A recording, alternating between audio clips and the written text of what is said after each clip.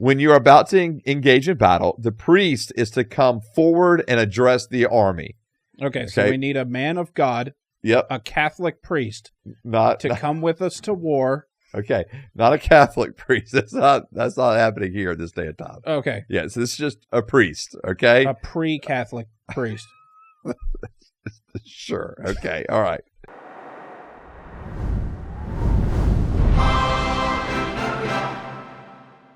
Well, welcome back to the One This Podcast. My name is Nate Robinshoff, and here Pastor Dr. Joseph Tillman, Demon Jr. How are you doing today, sir? I'm doing well, man. We got barbecue coming up at the church. Right. So that's no awesome. One's allowed to eat. That everybody's allowed to eat. I don't think anyone fasted from barbecue during Lent. Yeah. Okay. Yeah. Well, that's good for you. Yeah. Yeah. It's a cool fundraiser. You know, our kids actually have like a lemonade stand that they sell like lemonade and baked goods and stuff at. They make like $2,000+ in like 3 hours from a lemonade and baked goods stand. That's a lot. That's a lot. Yeah, but they're kids, so people just give them extra money. They do. They're like, oh, cookie, here's $50. Yeah. I mean, and so, yeah, it's wild. It's cheating. Yeah. It's not cheating. They're actually really good salesmen. Welcome to real life, children. Like, they will actually, like, walk around with the baked goods and, like, yeah. Like schleppers. Yeah, and, like, ask, hey, don't you want to buy the cookies? You know, we're doing this, and they're doing it for a couple of different, like, local mission stuff, or local ministries. Do they talk like they're at a ball game? You need to have them do that. What do you mean, like, talk like they're at a ball game? Get your cookies. No, that's just annoying. No, it's not. It's funny. Yeah, I don't know. It's fun. No, they just walk up and they just start talking about like one of the ministries is like for kids who are in foster home, and so then they start just telling sob stories and stuff, and then people hand over all their money. So that's pretty much the way it works with the kids. So speaking of a lot of money, this week we're talking about war. It's not controversial at all. No, everybody just completely on the same page with this thing. No, war is great. Always a wonderful thing. Well, I don't know about that. Yeah, we'll talk about, obviously. All right. War. Read the ad again. All right. Before we get started today with our questions, we want to shout out our sponsor, the Discipleship Group. The Discipleship Group is a systematic training for Christians who want to go deeper and grow stronger in their relationship with God. In these courses, Dr. Jay Zen brings you over 4 decades of study, pastoring, and teaching to equip the saints to make disciples. The Discipleship Group is a series of 6 books, each book consisting of 26 weeks. Therefore, it's 3 years of study. Each week has articles written by the author to read, a chapter from a supplemental book like The Passion for God or More Than a Carpenter, The Master Plan of Evangelism, and there's scripture readings each week from the Old Testament, New Testament, and the Psalms. I've used the Discipleship Group resources for over a decade. I've used them in groups of 2 to 3 people. I've used them in small groups up to 12 people. And I can tell you, as a pastor, as someone who spends a lot of time making disciples and meeting with others, that the Discipleship Group resources are the best that I have found for growing in our faith and for encouraging us to go and make disciples ourselves. Go to discipleshipgroup.com, check out their resources, find out information about Dr. J, and I'm telling you, you will not regret it. Patreon. All right, Patreon. Yeah, go there, support us. You can do $1, $5, $10, $25. Not really sure how much. Like an auctioneer. That was all of them, I think. Yeah. And so, go there, support us, and help us, keep lights on and have gear and equipment and stuff. So there's liquid in these that costs money. Yeah, water. Yeah. lots of money that water is. And so, yeah. But anyway, so go there. Website. Go to the website. Same thing I feel like I always say. Yeah, find out more about us. There's merch there. Buy some more merch that could support us as well. So that'd be great. Summer's coming up. It really is.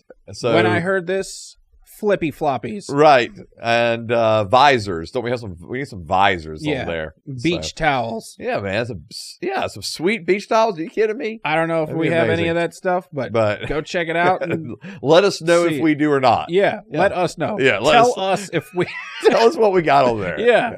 Because it's just different all the time. It is. Nate and I really have no idea what's going on with that thing. Yeah. So anyway. Social media. So go to social media, to all the different places, YouTube, Instagram, all the different places you listen to podcasts, Facebook, everything else. And like, subscribe, comment, hit the notification bell, and share, like, all that stuff. Yeah. Rumble has our shorts now. All right. Because they have shorts now. Way to go, Rumble. They're yeah, come on up, Rumble. Yeah, do your thing. It's the green one. Good. War. Yes, so you keep saying that. Yes, we're going to talk. Ooh. Yeah. What is... All right, what is war? All right. Well, thank you for just moving on to the first question. Thank you, All right. Yeah, so what is war? Mm-hmm. War is really, all right, I'm going to give an Oxford English definition here. All right? So... by the way, I just wanted to say, yeah, this topic scares me. It does? Yes. Just, are you afraid of what's going to happen, or no? It's just the comments and opinions about things, right? And it's just sensitive, and I don't like to talk about it. Well, okay, so but we're going to, and that's actually why I'm giving a definition from Oxford, so that I can say at least, hey, this is where it came from, right? Yeah. I'm not just pulling some. I had to have help writing these questions because I avoid this. This is not your favorite topic? No. Okay. Well, we're gonna we'll have a good time. Well, we're gonna get into it, and I'm gonna ask you a bunch of questions. That sounds good. Here we go. So really, shouldn't I be more afraid of this? Is I'm the one having to answer the questions? Yeah. Yeah. Okay. Oh yeah. That's but I sit here with you, so okay. Well, thanks for the solidarity. And I have to make jokes about war. Yeah. Otherwise, this episode won't fit in with all the rest of them. Right. Well. So war. Good luck with that. What a wonderful thing that we all be a part of sometimes in our lives. No. Just no. I mean, sometimes it's necessary. I'm trying to get people mad at me so that when they're mad at you.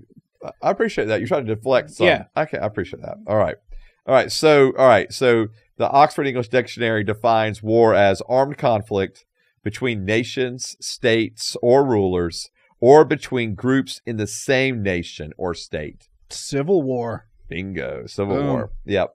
And so it's typically characterized by a campaign or a series of campaigns conducted over a period of time, involvement in such conflict, or the activities associated with it. So you read that off your computer. You didn't know that. I did. I read it straight off my computer right there. So cool. So that's war. Yeah, that's just a basic definition of war. Great. Yeah. All right.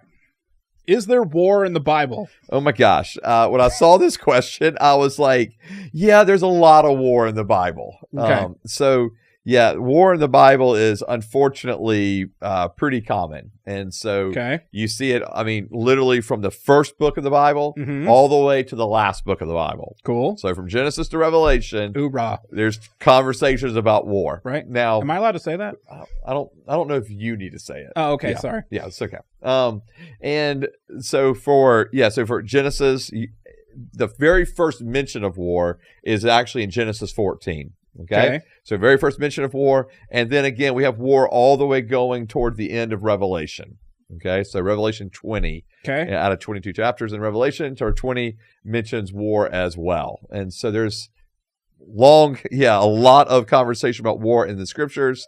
And I think one of the things we'll hit on later is that there's a lot of conversation about war and discussion of war and examples of war through the Old Testament, because we're actually seeing history play itself out where there are wars.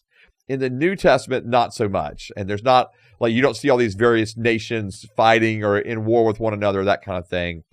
And what you end up with in Revelation is more of the spiritual warfare. And so we've talked about that before. Yeah. And so you have the spiritual warfare, like mentionings through Paul's letter and that kind of thing. But in Revelation, it's specifically about actually God raising war going into war against Satan and the enemies of God. And so in Revelation? And that happens at the beginning also, right? In the beginning of heaven? You mean like when the rebellion with Satan. It's kind of yes. Is that what you're talking about? And then the fallen angels and all of that. Was there a war then, or did they just get kicked out? Did they fight each other a little bit on the way? Yeah, as they left? I don't know if there's really a war there. Okay. I don't know how, to be honest with you, it's not really explained how that plays itself out, right? It just seemed like there was a group, they're like, we're going to rebel, and then God was like, okay, see ya, and then kicked him out of heaven, and that was it. Okay. And so in Revelation, it actually speaks about war happening here on earth. that Okay. that God is Between who? between God and Satan and the enemies of God. Okay. Yeah. Are So- we even going to see that or know about it? Yeah, I mean, Are we in that? yeah. So I Do mean, Christians fight in that war? all right, do you want to just give a quick answer, or do you want me to go in, or you want to go into it? And let me read it. Just Just quick answer, because let's do quick answer. both. All right, let's do a quick answer, and we'll come back to that one. All right. We'll kind of build up to that. How about that? Just like the Bible does? Just like the Bible does. Yes. And so, so there are in Revelation chapter 19 and 20, it very much looks like the saints are part of this in some form or some fashion. Okay. Okay. So I'll just tease it with that and we'll come back to it. All right. So what Bible verses talk about war? Yeah. Like I asked you, is there war in the Bible? But this Right. is like, what does the Bible tell us on how to do war? On how to do war. Yeah. Okay. All right. So, all right. Like if I wanted to do a biblical war, the correct biblical way, Okay. What would that look like? what would that look Is that like what you're according asking? to the Bible? Okay. All right. So Me, I'm in charge now. you're in, Yeah. okay. All right. How about, well, all right. Let's go to Deuteronomy. Okay. So we're going to go to Deuteronomy chapter 20. Ooh, Old Testament war. Yeah. Old Testament war. Okay. So again, just for reference point, the very first mention of war, like the word war that's translated that, we have translated as war in scripture, is found in Genesis 14 verse 2. Okay. So there's actually the kings, or there's actually these various kings going and warring against other various kings. Okay. And then Abram ends up getting involved himself and rescuing his nephew Lot. So that's the very first story of Okay. war, but that's not like telling you like what to do or how to go about it. So we're going to go to Deuteronomy, where it Okay. actually begins to talk about what actually needs to happen in war. Okay. Really? Yeah. Okay. And so that'll Step-by-step guide to war. it's a step by. From Jesus. I mean, it's actually like rules for war, okay. for real. And so, all right. So Genesis. I didn't know this was in there. Yeah. Sorry. So not Genesis. Excuse me. Deuteronomy chapter. This specifically. Yeah. So Deuteronomy chapter 20, verse 1. When you go out to war against your enemies and see horses, chariots, and an army larger than yours, do not be afraid of them. For the Lord your God, who brought you out of the land of Egypt, is with you. Okay. Don't be scared of horses. Right. Step Right. one. Right. Right. Okay. Don't fear horses. All right. Okay. All right. When you're about to engage in battle, the priest is to come forward and address the army. Okay. So Okay. we need a man of God, Yep. a Catholic priest, Not to come with us to war. okay. Not a Catholic priest. That's not happening here at this day and time. Okay. Yeah. So this is just a priest. Okay. A pre-Catholic priest. Sure. Okay. All right. It's a priest. All right. Okay. You're a pre-Catholic priest. Yes. All right. All right. So he is to say to them, so this is what your priest is going to say. All right. Okay. Listen, Israel, today you are about to engage in battle with your enemies. That's like, Okay. I mean, it's not very So profound. so address our enemies as Israel. No. So this is like, he's saying, all right, Israel, listen to me. Wait, Okay. what? Today, Read it again. all right, it says, he is to say to them, them being to them is who? Israel. Oh, Yeah. not to the other guys. No. Not to No. the enemy. No. Oh, so he No. okay. We're not sending the priest out to like That's the way it sounded. Sorry. No, we're not sending the priest out to like speak to like the other people. The other team. Right. Okay. Right. No. He's supposed to speak to our team. So this is a pregame pep talk from a priest. Yes. Okay. 100%. That's what's happening right right, now. This so is like don't be this afraid is of like horses. Mel Gibson, Braveheart. Okay, Right. yeah. Like, yeah. Yeah. All right. Spartans. Yeah, that. Well, that's a different one, but okay. All right. Okay. So, Mel Gibson, Braveheart, Right. today they're not taking our, they will not take our freedom, right? Right. Yeah. And so they can take our lives, Yeah. right? They can take our land, but they cannot take our freedom. All right. So listen, Israel, this is what I'm going back to Deuteronomy 20 here. All Okay. right. Verse 3. Listen, Israel, today you're about to engage in battle with your enemies. Do not be cowardly. Do not be afraid, alarmed, or terrified because of them. For the Lord your God is the one who goes with you to fight for you against your enemies to give you victory. Okay. So, again, So don't be afraid again. Don't be afraid, because... And here's a priest to tell you not to be afraid. Right, because it's the Lord who is going with you to fight. Okay? Okay. And that's one of the things that, when we're talking about war here, that, because very specific, is it's not like God is telling Israel, all right, just whenever you want to go pick a fight, here's what you do. That's not what he's saying. Okay. This is like God-directed war, okay, for the Israelites. So, hey, when you're going to war, when I'm directing you to go into war to, conquer these people to gain the promised land, here's what's going to happen. Because that's the context of all of this. Okay. That the Israelites are about to go from the wilderness into the promised land. All right? Okay. That's context. Aren't they still doing that today? Are you all right, so now you're talking about like the government, the state of Israel? Yeah, let's okay. This is still happening. That's all I'm saying. Okay, yes, there's still things that are happening. All right, just kidding, not that. Let's all right, we'll get to that kind of stuff later too, right? My bad. All right, yeah, let's don't jump ahead. I'm just trying to even the scales for how many people are mad at me and you. All right, anyway, keep going. All right, so the officers are to address the army. So now we get the priest addressing the army, and now the officers are addressing the army. This is a lot of stuff to do before you get murdered. Like, it kind of seems like the enemy could be getting in position while you have all these people come and address everyone. All right, well, okay. Well, they were, all right. Sorry. Okay, all right. Let me just keep reading while you're commenting. All right. Hang on, guys. The priest hadn't talked yet. We got to get info from the priest. We got to get through this marquee. We'll let you know when we're ready. Next person to the stage.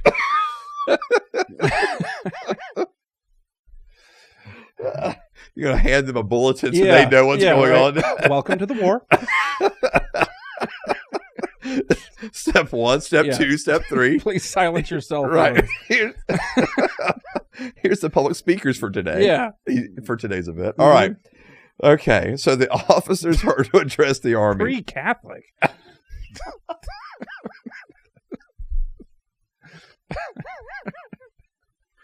Oh, God. All right. So the officers are to address the army. Okay. As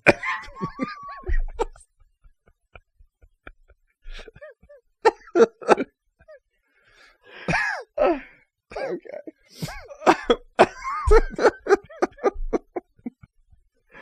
All right.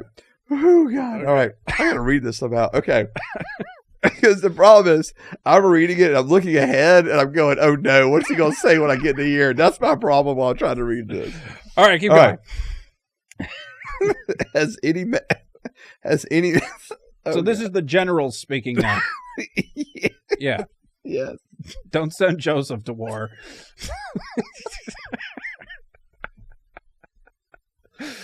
Oh, okay. All right. All right. Has any man... That sounds so random. Has any man built a new house and not dedicated it? To who? Let him leave and return home. Okay. Otherwise, he may die in battle and another man dedicate it. Okay. Has any man planted a vineyard and not begun to enjoy its fruit? Let him leave and return home. Otherwise, he may die in battle and another man enjoy its fruit. So you could just start planting a vineyard right before the draft comes in. And then, right. Hey, Yeah. Has any man become engaged to a woman and not married her? Let him leave and return home. Okay. Otherwise, he may die in battle and another man marry her. The officers will continue to address the army and say, is there any man who is afraid or cowardly? Let him leave and return home so that his brothers won't lose heart as he did. When the officers have finished addressing the army, they will appoint military commanders to lead it. So it's basically giving people the opt-out. So we don't have leaders yet until we're because we're about to get shot at. well, they're not shooting at this point, but yeah, I mean, Don't they have spears and? Oh yeah. Okay. Catapults. I'm just thinking of like when I say shoot, I'm thinking of like guns and stuff. Oh, okay. Yeah. Okay. Anyway, so But yeah, so basically the point is like, all right, we're giving everyone an opportunity. If you're ready, if you want to bail out of this, bail out. Okay? Okay. Because we don't want anyone afraid. We don't want anyone cowardly. We don't want anyone who's looking for an excuse or a reason to get out of it. Okay? So here's a reason to get out of it. Well, You found your excuse. right. Well, but you kind of also got to think about, well, how would they be viewed by their people, though, right?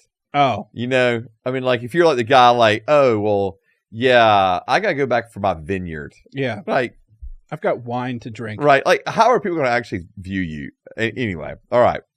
So verse 10, when you approach a city to fight against it, make an offer of peace.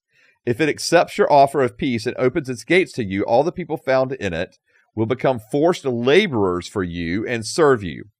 However, if it does not make peace with you... Sounds like peace. However, if it does not make peace with you, but wages war against you, lay siege to it. When the Lord your God hands it over to you, strike down all its males with the sword.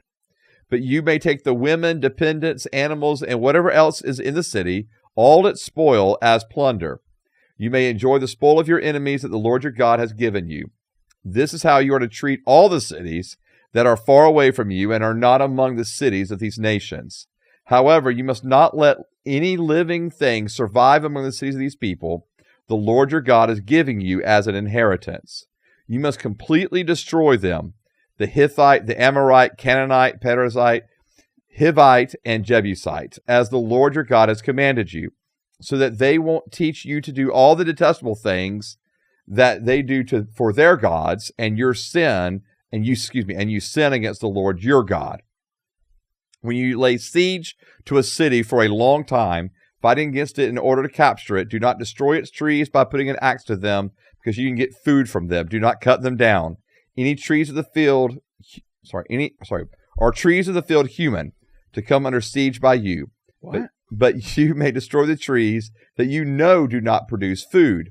You may cut them down to build siege works against the city that is waging war against you until it falls. All right, done. Okay. Yep. So that's all the information about war and going to war in Deuteronomy 20. Okay. Yeah. Is there any other spots in the Bible that says how to do war? That says how to do war? Okay, so don't be afraid of horses. Okay. Yes. Don't be afraid of horses or chariots or... Also, just don't be afraid in general. Yeah, don't be afraid. Right. Priest comes out first, and then general comes out first to give a pep talk. Uh-huh. Yep. And then once you go to war, here's all the stuff that you do and don't do. Correct. Okay. Yep. So there's your info on what the Bible has to say about going to war. Okay. Yeah. And this is for Israel, to be clear. Right. That's my question. Yeah. I don't know how to ask that question. Yeah. So this is for... Yeah. So, I mean, so the question really is like, well, does this apply to everybody? Right. You know, for all times and in all places, like... Was Israel the only people that are allowed to conduct war ever? No, but no, they're not. But here it's when Israel goes to war, here's the way it's supposed to happen for them. Okay.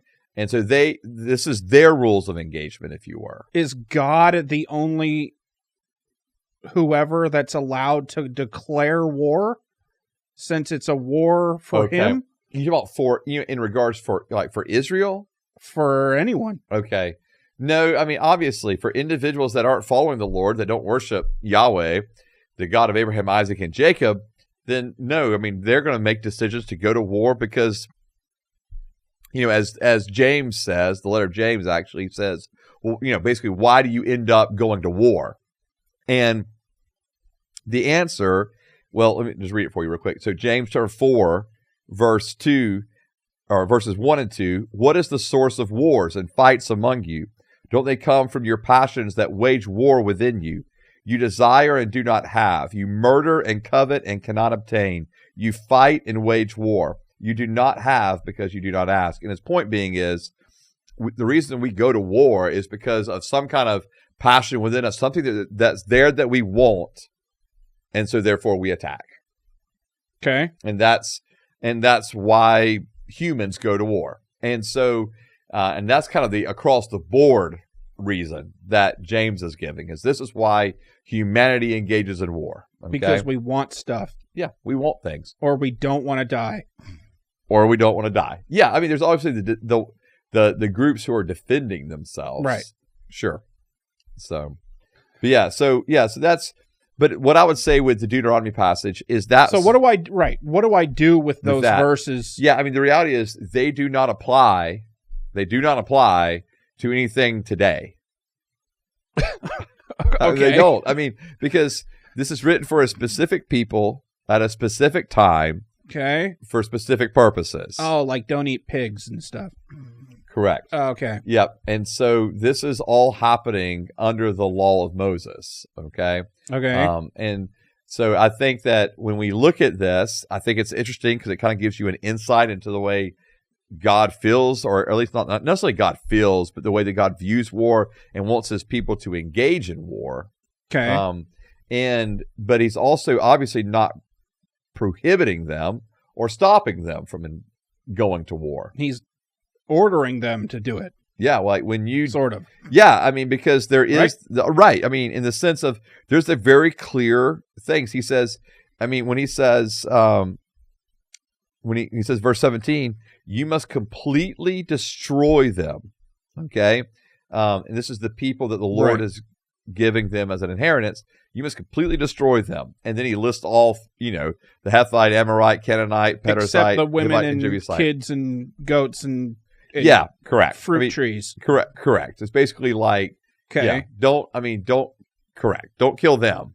Right. So in other words, kill the ones that you are actually in war against.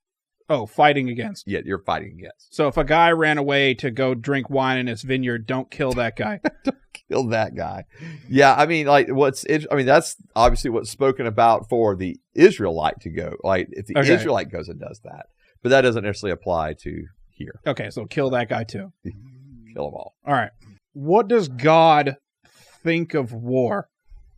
What does God think of war? Yes. Well, I think that our war, now times war. Okay. Or all the not Israelite wars. Okay. So beyond the Israelite wars. Right. Okay. Yeah, I mean, so number one, God knows there's going to be wars. Okay. So, for example, Matthew 24, 6 and 7, Jesus says, you're going to hear of wars and rumors of wars. And you see that you are not alarmed because these things must take place. But the end is not yet. For nation will rise up against nation, kingdom against kingdom. And so there is this, God knows that wars are going to happen.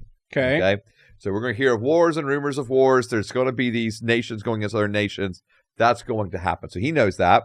And he knows it's going to happen because, like what we just said in James 4 of, hey, in James 4, it says that what is the source of wars? Well, it comes from the passions of within, that you desire and you don't have it, so you go to war.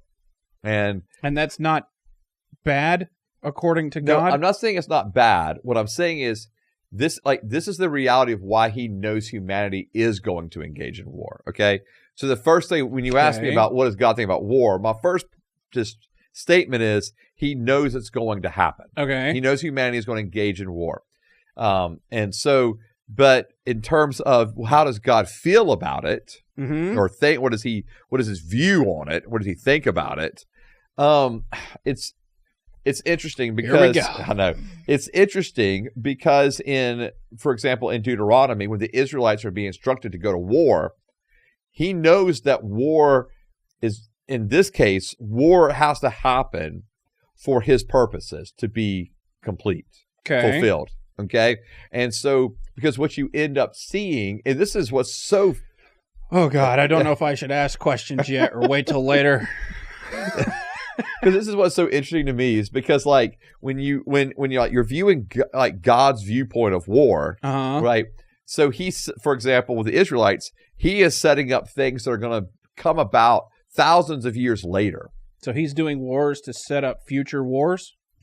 No, not necessarily future wars. He's setting up events that are going to lead to the fact of here comes the Messiah in this place in this time. Okay. And so, but he's doing things thousands of years ahead of time to lead to that moment of Christ's birth is what I'm kind of getting to here. Okay, well, why does he have to have the Israelites go murder people instead of doing one of his cool genocidal magic tricks like the Red Sea or the open up the earth? And people get swallowed up. Yeah. And I will say this too, because even when you say that, like, remember that was against God's own people. What was? That when he opened up the earth. Right. That was so. And my point is being is God. It was? Yeah. Oh. And so and remember, he allowed his own people to be defeated in war multiple times. And so there's they lost in the Battle of Ai in the book of Joshua. Ai. And they had AI in the Bible? Oh God. Uh-oh. Yes. Yeah. Oh Lord. Anyway, we'll talk about that later. No wonder they had wars. But then there's also, he allows Israel to be overthrown by Assyria. He allows Judah to be overthrown by Babylon. And so even his own people are defeated in war. Okay, well, that doesn't answer the question. Okay, you're right. All right.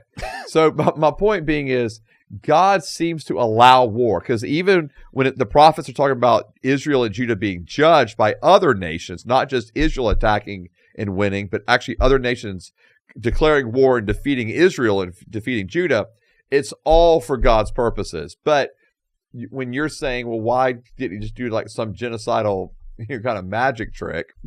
A lot of this was to set up the Israelites to obey or not obey. In other words, there was a fault, like, hey, because his whole concern is that if all the Canaanites and all the individuals that were in the promised land, if they're not completely wiped out, then they're going to teach Israel to do all the detestable acts that they do for their gods.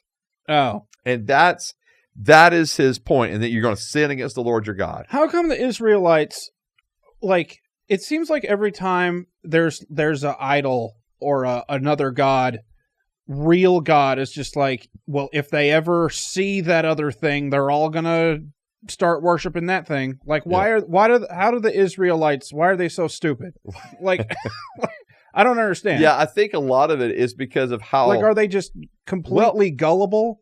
I don't know if it's necessarily gullible as much as it is once you start intermarrying and intermingling in other cultures and societies, it's the idea that, maybe there are more gods than just our God. Maybe, these gods don't have these moral standards that this God, our God, does. So therefore we can engage in all of these other things we want to do. Okay. Because those moral standards are not there. And so I think to be honest with you, I think it's a lot of it, because I think it's a lot of it even now. I mean, people know the Lord and people walk away from the Lord. So we need to go to war? I think we need to go to war. I'm just saying, I think that's just a known reality. Okay. That's what happens. But anyway. Yeah. What does God think of war? Yeah. So I think anytime lives are taken, okay, God grieves. Anyone's life? Anyone's life. Even because it's his creation. So I do think he grieves, and not that he doesn't have to necessarily think it's wrong that they died or for whatever reason through whatever means. But I think he grieves when a creation is lost, if you want to put it that way. All right. When they're killed, what I'm getting to is especially we're talking about war. When they're killed in war, right? So when life is lost in war, so when they're killed other ways, he's not sad about it at all. No, if they're killed or if they're murdered, yeah, no, he's grieved. Okay. Actually, in Deuteronomy, it goes straight from rules of war into Deuteronomy 21, which is about murder, and so it goes from one to the other. But we'll get to that. Okay, fantastic. And I think that God very much grieves over it, but I also know that He sees that war has been throughout history at times necessary. Okay. For His purposes. Even since Israel? Even since Israel, yes. Okay. Yes. Now, in saying all of that, and I know we're going to get to some specific examples, but in saying all of that, the ideal is found in 1 Timothy chapter 2. He actually asks us, he says, first of all, chapter 2, verse 1, First of all, then, I urge that petitions, prayers, intercessions, and thanksgiving be made for everyone, for kings and all those who are in authority, so that we may lead a tranquil and quiet life in all godliness and dignity. This is good, and it pleases God our Savior, who wants everyone to be saved and to come to the knowledge of the truth. And so he's actually saying here that when there's peace, tranquility, when there's not war, and nations have peace, tranquility within them, the gospel is able to spread. So this more is easily. This is not saying don't go to war and be peaceful. This is saying, like be missionaries more when it's peacetime. Yeah, when there's peace, the gospel spreads more readily. And so God's desire is for nations to be at peace. But I do think at times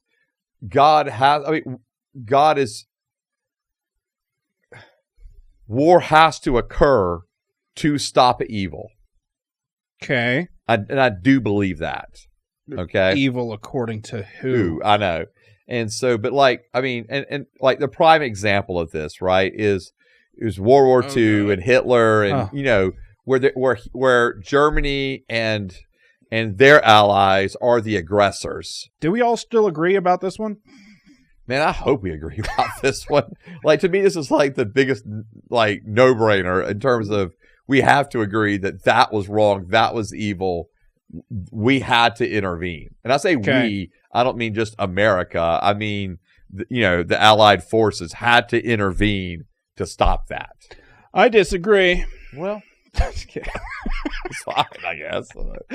No, we all better agree about that one. Yeah, to me, that's like again. And then I think there are others that are not good. Yeah. Which one? I mean, well, I mean, I think for me, like the classic one on this one is Vietnam. Oh, okay. Yeah, like I don't think we ever should have been in Vietnam, and that's. I don't even know where it is. Well, at least you're being honest. Okay, so, and I think for me, and this is what's so hard about it is because you had so many men and women killed in Vietnam, and so I don't want to say that it was I don't want to make light of it because the desire was to quote unquote protect freedom, right? Okay, and to protect others, but it was just one of those wars that we were never just fully vested in. Like we were just never fully in, and so when we were never in. And it just was costing us so much life. And then you end up pulling out and nothing was gained because of it. Do we all agree about that one? That we shouldn't have gone? I'm sure I don't think that was as near as clear cut as World War II. World War II. Okay. Yeah. Hitler was pretty bad. I mean, Hitler was bad, man. Yeah. Like that had to happen. And so in terms of war, it happened. So my point being is I think God feels that God can look down and go, that war is necessary. But I don't think every war is. Okay. So, yeah. And I also don't want to try to pretend to sit up here that I know which ones are and which ones aren't. Right. That's a later question also. Okay. Well, very good. We'll get to it then. Maybe I'll be ready to answer it then. Yeah. So we'll see. Does Old Testament God have a different view on war than New Testament God does? No. Okay. and here's why. Okay. Well, God doesn't change, right? He's the same yesterday, today, and forever. All right. Okay. And so anytime I have a question. Okay. So you say God doesn't change, but were just more of certain attributes coming out of God during the Old Testament than they do now? No. Okay, what? Okay. No. Now, do we relate to God differently? Sure. Okay. Okay. And we do have to technology changes. What I mean by that is Christ. I mean, the change of everything was Christ's death on the cross and his resurrection. Right. Okay. So that ushered in a new covenant. Covenants are the way that God relates to his people or to his creation. Right. Okay. And so, for example, the covenant with Noah was a promise that God made to all of creation. I'm never going to flood the earth again. Right. So it's a universal covenant. It's a universal promise. Okay. Okay. the covenant to Moses is a specific covenant for a specific people for a specific time. Okay. Okay. There's now a new covenant that God has made with his people. Okay. And so there is a way that God is relating to his creation and to his people differently. Okay. And so I don't deny that part. But is God changing? No. And one of the things that's interesting to me is the way. So when I teach on the love of God or the heart of the Father, I actually use almost exclusively Old Testament passages. Okay. And good for you. And so I think there's this massive misnomer that God is not, that somehow the God in the Old Testament is this God of war or this God of vengeance or this God that's just looking to judge anyone, that's looking to open the ground and swallow up all the people. Okay, well, that's what it seems like. So right. And Old Testament God was like Dick Cheney, and New Testament God is who smokes pot? Who's a is like a Bob Marley. Bob Marley. Was that good? Was that a good analogy?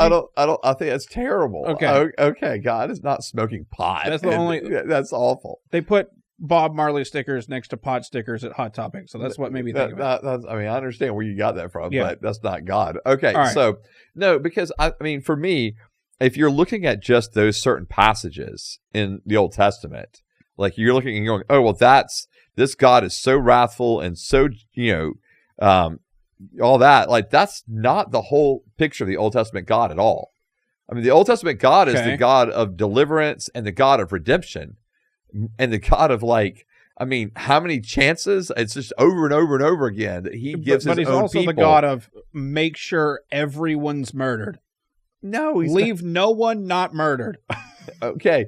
Now, again, when you're talking specifically about what we read in Deuteronomy, about how God has instructed the Israelites of how they are to deal with the fact that they're going into the promised land and that they're going to have to go to war. Like, the only way to have the land is to go to war.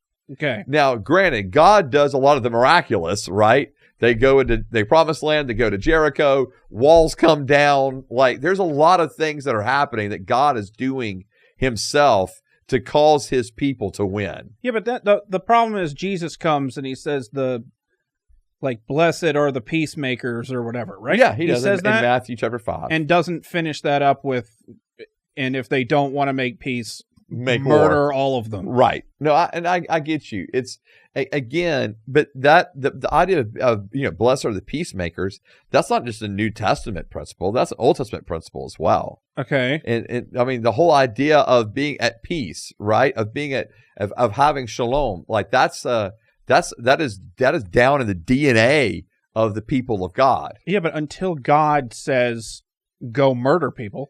But he's not saying go murder people. Okay. I mean, yes, they are taking the promised land. I'm not denying that. Okay. But he's also not saying just go wipe out everybody just randomly as you choose. That's not what he's saying at all. And so I think, again, I understand if you're reading the book of Joshua, okay, I get it. That's maybe what you're coming away with. Yeah. Right? But that's one book. And then you read in the whole Bible. Matthew, and Jesus is, hippie guy. Well, hippie guy comes back at the end and destroys everybody. So I don't think there's really a fair statement to say the New Testament God is not this God. He only got pissed after they killed him. Well, that's why he's coming back to murder everyone. No. Well, and life really bites you in the ass sometimes. Yeah. Well, what Jesus even says that he didn't come to judge in his first coming. Okay. He came to save. Okay. The second coming is the coming judgment. Okay. That's where he's coming as judge. And so, we alluded we alluded to it earlier. We don't read that part enough. No, we don't. About Jesus. No, we don't read at all about that, I don't think. I like Revelation murder Jesus now. That's now where you're at. Okay. So can I read Revelation? I can get behind that guy. All right. Well, let me read your Revelation murder Jesus. Okay, cool. I can't believe I just said that out loud. All right, so Revelation chapter 19, verse 11. Then I saw heaven open, and there was a white horse. We've read this before. Its rider is called Faithful and True, and with justice he judges and makes war. His eyes were like a fiery flame, and many crowns were on his head. He had a name written that no one knows except himself. He wore a robe dipped in blood, and his name is called the Word of God. The armies that were in heaven followed him on white horses, wearing pure white linen. And there you go. That may be the saints following him. You know, I don't. Oh, okay. Or who are the armies? Is it the saints? I don't know. A sharp sword came from his mouth so that he might strike the nations with it. He will rule them with an iron rod. He will also trample the winepress of the fierce anger of God the Almighty. And he has a name written on his robe and on his thigh, King of Kings and Lord of Lords. I can't hear you read that verse without wondering if the horses have wings or not. Right. I mean, yeah. Or if they're just falling out of heaven. Just a bunch of guys and horses just fly. I'm pretty sure that's not it. Pretty sure that's not it. All right.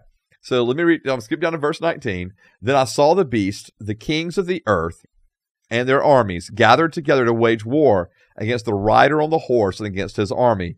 But the beast was taken prisoner, and along with it the false prophet, who had performed the signs in his presence. He deceived those who accepted the mark of the beast and those who had worshipped its image with these signs. Both of them were thrown alive into the lake of fire that burns with sulfur. The rest were killed with a sword that came from the mouth of the rider of the horse, and all the birds ate their fill of their flesh. So, okay, yeah, pretty war. And so my point just being is that it's not. Sounded like it was really quick though. Yeah. Well, and then what's interesting is in chapter 20, Satan is bound, okay, for 1,000 years, all right, and then after those 1,000 years, he's released for a short time. To do what? Okay, all right, and so on bail. not on bail. All right. So in chapter 20, verse 7, when the 1,000 years are completed, Satan will be released from his prison and will go out to deceive the nations at the four corners of the earth, Gog and Magog, to gather them for battle. Their number is like the sand of the sea. They came up across the breadth of the earth and surrounded the encampment of the saints, the beloved city. Okay. Then fire came down from heaven and consumed them.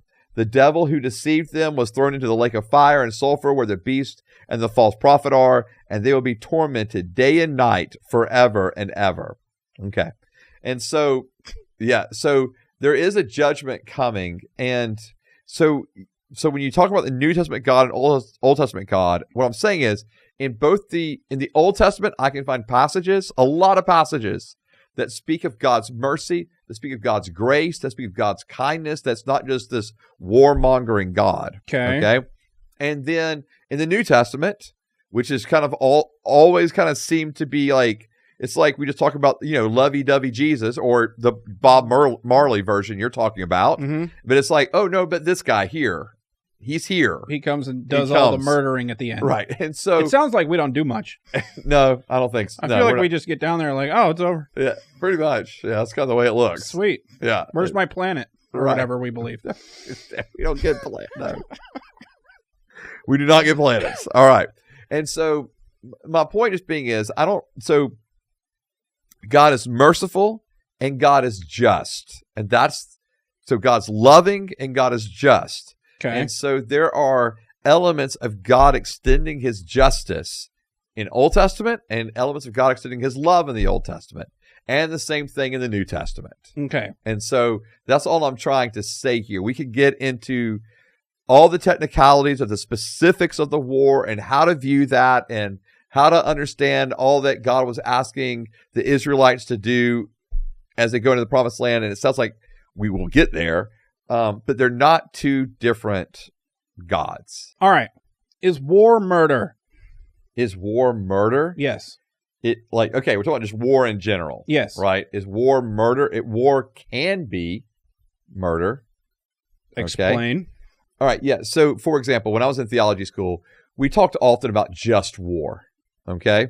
Like, what does that mean?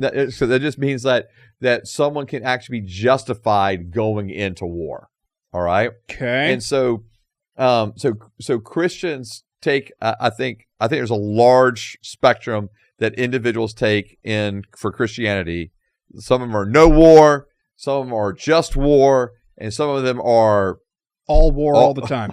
Like war not bad, right? Okay. And so and as long as our country is the one doing it or starting it or finishing it or whatever, fine. Okay? Let's go. And so there's a lot of different viewpoints on it. But is war murder? No, war is not murder if one is defending oneself, right? Okay. Or if there's an actual setting free of people from oppression. Okay. Okay. Well, citation needed. All right. So I'm going to take this one all the way back, actually, and so I'll use scripture for this. Okay. All right. Okay. That's probably a good thing. Yeah. And so I think when so for example, I think the just war in terms of like we're defending oneself, right? Okay. Is found in the Genesis 14 passage I alluded to earlier. Okay. So there's a war going on. Abram's nephew Lot is taken. Okay. Is captured and this is the first war. Made a prisoner. The first war ever. First war. And so then Abram and his, and then his mighty men go out. This is separate than David and his mighty men. This is Abram and his mighty men. Okay. It says they're trained men. I say mighty. They're trained men. So he's actually trained them for battle. Okay. And so these 300 plus trained individuals go with Abram to capture Lot. To capture him back. To get him back. Okay. To uncapture him by capturing him. Right. All right. But then it says in verse 17 of chapter 14 that Abram returned from defeating the kings who were with him, and so that he was going to battle with. So there was actually like a victory that he had. To me, it would imply that individuals were actually killed. Okay. That's how you win battles. And so, when it talks about they defeated them and pursued them and brought back, Lot and all of his goods as well as the women and the other people. And so that's me like a defense, right? Like we're defending ourselves here. Okay. And so, or there's the other part of going, when we need to set people free from oppression. And I think you find that even in God's actions for his own people in Exodus. Okay. And so they were actually captured. The plagues. Yeah. Okay. They were actually captured in Egypt. And then God sends plagues. And obviously we know the last plague ended up killing people. It was murder. Yeah. Against children. But not murder. Right? Okay. It was God. I mean, this is one of those things that we can discuss. It's like, it brings about almost a whole other topic, right? Beyond just war, is the idea of what God did with the firstborns. Was he going to do secondborns? If that didn't work, if that one didn't work, no. I mean, God knew this was going to be the final straw. Okay, if you were, and so. But my point being is that God went and rescued his own people. He talked about their cries going up to him, and then he rescued them. Okay. And so I do think that when we're talking about just war in general, that there's a sense of, if we're defending ourselves, that's just. Okay. We've got, in other words, if you're being attacked, you got to defend yourself. Right. Okay. That's not murder. I mean, you don't have to. Well, yeah, you don't have to, but that's not probably very smart. Who said everyone's smart? Well, and so, and then the second part would be if there's just blatant oppression toward people groups, and I can already hear people going, well, that's a lot of gray area you're giving there. That's okay. Yeah, yes. Yeah, and so I mean, I know that's a lot of gray area there. But I do think when it's just clear, when it's like specifically clear, like there are like. what I would call just simple, clear human right violations, to me, it's like those people are worth defending. Okay. Yeah. And so like when there's, when you see the different, like when you see like the genocides that are happening, for example, like in North Africa. Okay. Or there's just like this cleansing in like Nigeria, for example. Okay. And it's like, no, like that's not okay. So my point being is, I don't think that all wars are murder. Okay. Going all the way back to that one. I don't think all wars are murder, but I do think that some are. And there's no way around it. Because why? Because I think we think about the wars that we've been involved in, right? But there's also wars that have happened across, the world, and it's clear, like, oh no, that war, man, they were just, they absolutely just wanted to annihilate and take over, right? So that's not cool. That's murder. Yes. That's just killing a guy and taking his house. Yes. Okay. Yeah. 100%. And living in his house. All right. For no other reason other than we wanted it. We're stronger than you. Right. Yeah. We don't like you or whatever. Okay. Right. And so it's... Or you worship a different God than we do. Yes. Yeah. Or if you can bring it back all the way to there. Yeah. And and I do think that there's... that's the reality. It's like, no, we don't... Like, we just actually... you weren't even an aggressor to us. We just want your land. We want your territory. We want your resources, whatever it may be. Okay, but the leaders in every time they either decide to go to war every time they decide to go to the war, they should be, if they wanted to be Christian about it, they should run it by God first and see if it's okay, and only go into something that's completely justified according to whatever. Otherwise, it's murder. Okay, I see. No, I think this is where I think it's really hard. Okay, like that's what I'm saying. There are going to be people that are going to be very clear that they should take that approach. They should take the approach of what is the Christian ethic in every situation, right? Okay. And the problem with that is there's not a consistent Christian ethic. Right.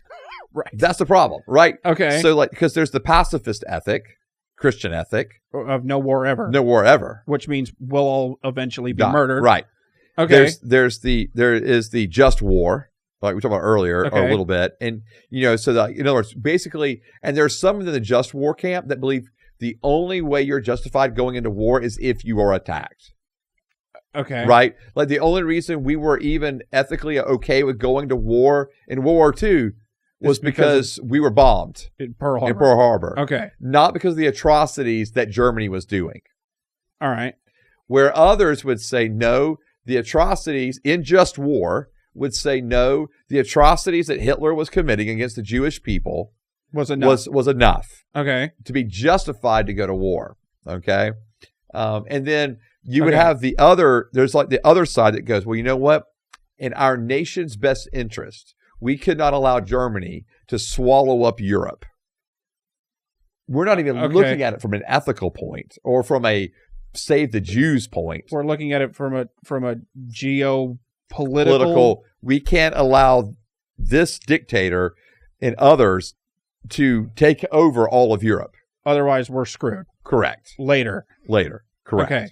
So basically, the pacifists think that anytime we do any war, anything, it's murder. Correct. And then there's just levels of what